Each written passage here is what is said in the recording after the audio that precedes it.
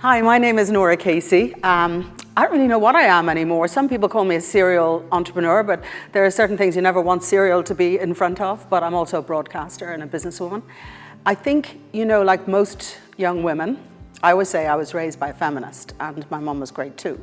But I went out into the world believing I could do anything I wanted to do in life. I started off as a nurse. I quickly switched to journalism in my 20s. Before I was 30, I was CEO. Then babies come along and derail you a little bit, and life swerves. I've had a few of them, more than most, I would say. So you hit your 40s and everyone says life begins. And Mother Nature just has a different plan for you sometimes. So just when you think you're going to get to that little corner office in the sky, all those menopausal symptoms start to hit.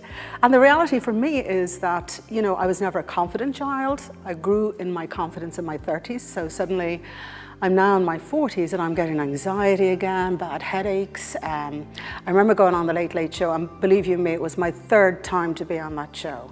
And I had a massive panic attack beforehand. My legs went like jelly, the likes of which I've never experienced before. In fact, Ryan Tubridy had to come out and hold my hand before I went in. And also my brain went to mush. Do you know how terrifying that is? That although I had experienced this in a boardroom, actually to be live on air and suddenly there isn't a single synapse going through my brain, nothing, I've lost it all.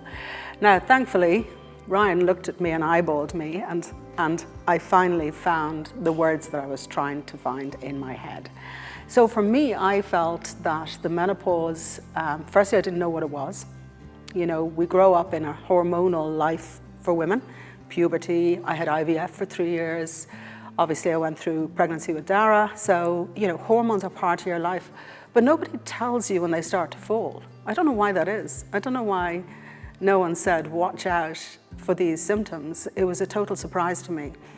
As a businesswoman, it was hard enough bringing up my pregnancy. Like, I remember being 8 months pregnant. I was the only female CEO in a group of 42 CEOs. I was reporting to Paris, living in London, and Dara was kicking.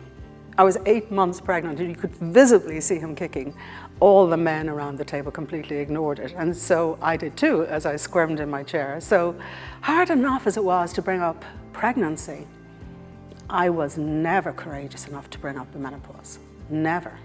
I can't tell you. I remember going on to do a huge presentation, and beforehand, what started as a trickle of sweat quickly became a deluge. Whatever I was wearing was actually stuck to me.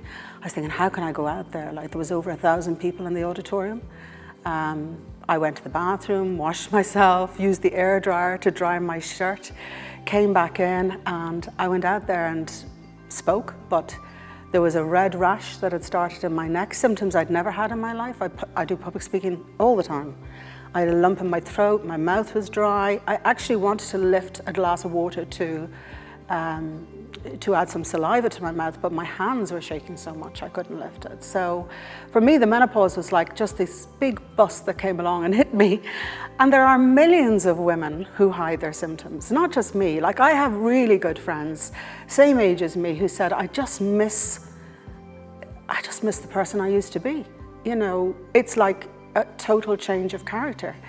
I think the reality is that it should be as commonplace, issues around the menopause, acceptance and support in the workplace, it should be as commonplace as it is maternity leave.